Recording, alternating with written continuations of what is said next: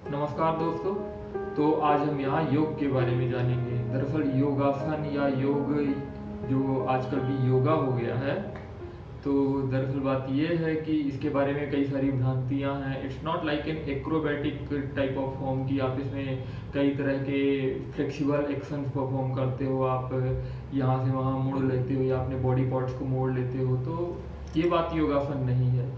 योगासन का पार्ट है बॉडी पार्ट्स को एक तरह से एक स्थिति में लाना, एक पोस्चर में लाना, जिसको हम आसन बोलते हैं या पोस्चर बोलते हैं। हमेशा हम कई बार कई तरह के पोस्चर्स में रहते हैं। सुबह से शाम तक हम देखें तो जैसे हम बैठे हुए हैं, आराम की अवस्था में बैठे हुए हैं तो थोड़ा टिक करके बैठे हुए हैं, या फिर खाना खाते समय हम दूसरी तरह बैठे होते हैं, जब हम कुछ अटेंशन सुन रहे होते हैं तो दूसरी तरह बैठे होते हैं। तो it's all about the postures.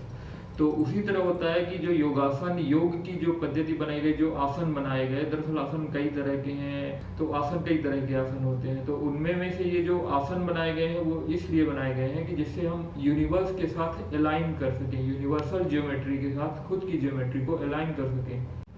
हाँ, तो आसन दरअसल 84 तरह के आसन बनाए गए हैं। हालांकि आजकल कई सारे फॉर्म हो गए हैं आसन के, तो it's like more than thousands और व्हाट एवर।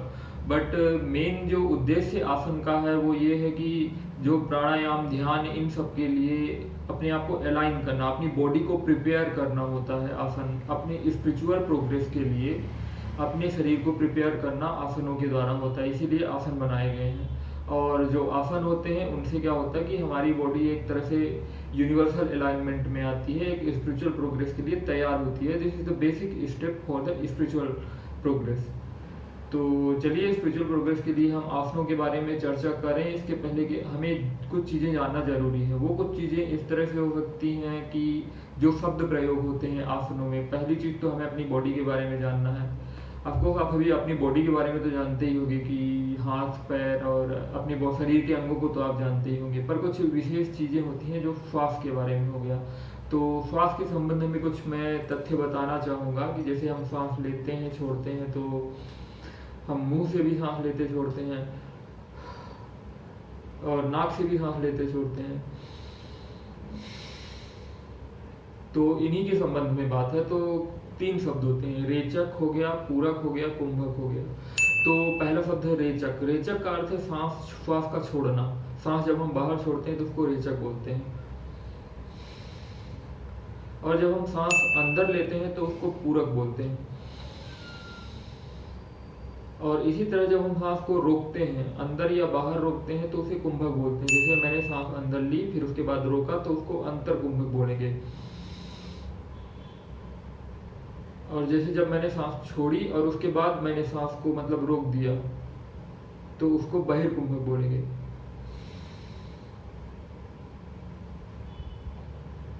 तो इस तरह ये सारे तथ्य जो रेचक, पूरक और कुंभक हैं, इनका हम प्रयोग करेंगे। आसन का मतलब ये नहीं है कि हम केवल अपने शरीर की बनावट को, शरीर के पोस्चर को केवल दूसरी तरह से बना लें। उसमें पोस्चर के अलावा ये चीज़ें भी ध्यान देनी है कि हम सांस किस तरह से ले रहे हैं। जनरली सांस मैक्सिमम टाइम हम नाक से ही सांस लेंगे, क्योंकि नाक में फिल्टर्स होते हैं जिसके कारण हम शुद्ध हवा लेते हैं रादर देन मुंह में सांस लेने से। और उसके अलावा अब दूसरी बात हो गई चक्र। दरअसल चक्र 112 चक्र, 114 चक्र बताए गए हैं, total 112 inside the body. But ज़्यादा डिटेल में ना जाते हुए अगर बेसिक की बात करें तो बेसिक 7 चक्र होते हैं। अगर हम अपने मेरुदंड को कंसीडर करें, मेरुदंड अर्थात योर स्पाइनल कॉर्ड, तो स्पाइनल कॉर्ड के सबसे नीचे वाले बेस में जो होता है, तो बेस के चक्र को बोलते हैं मूलाधार चक्र। फिर उसके ऊपर आपके नाभि के थोड़ा नीचे जो है वो स्वाधिष्ठान चक्र होता है, और फिर आपके नाभि के पास जो चक्र है उसे मणिपुर चक्र बोलते हैं। फिर उसके बाद हृदय के पास जो चक्र है उसे बोलते हैं अनाहत चक्र। फिर आपके गर्दन के पास जो चक्र है उसे विशुद्धि चक्र बोलते हैं।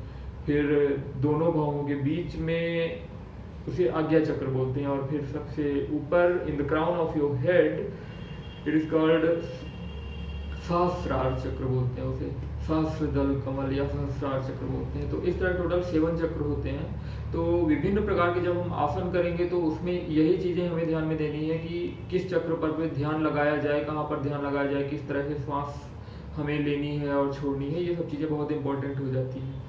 तो ये बेसिक चीज़ हो गई आसन के बारे में। और उसके अलावा नाड़ियाँ होती हैं, 72,000 नाड़ियाँ होती हैं टोटल कुल मिलाकर के। 72,000 नाड़ियाँ, इसका मतलब ये नहीं कि कोई ऑटोप्सी करेगा या बायोप्सी करेगा तो 72,000 नाड़ियाँ दिखेंगी। नाड़ियाँ means this are the channel pathways of energy, जिनके द्वारा एनर्जी पूरे शरीर में प्रवाहित होती है। और इसका जो मेन केंद्र होता है वो नाभि होता है, और नाभि से 72,000 जो वेज हैं, सिर्फ 72,000 नाड़ियाँ हैं वो निकलती हैं। तो इन सब के बारे में हम आगे चर्चा करेंगे। धीरे धीरे हम एक एक करके सभी आसनों को समझेंगे, कौन कौन से आसन होते हैं, फिर उन आसनों का प्रयोग क्या है, और उस समय हमें किस तरह से सांस लेनी है, छोड़नी है, इन सब के बारे में हम डिटेल में समझेंगे, हर एक आसन के बारे में। और आपको उनकी प्रैक्टिस कैसे करनी है, कब करनी है, उन्हें करने में क्या सावधानियां रखनी चाहिए, इन सब चीज़ों के बारे में हम आगे समझेंगे। तो अभी के लिए बस इतना ही था। धन्यवाद मुझे सुनने के लिए, फिर मिलेंगे।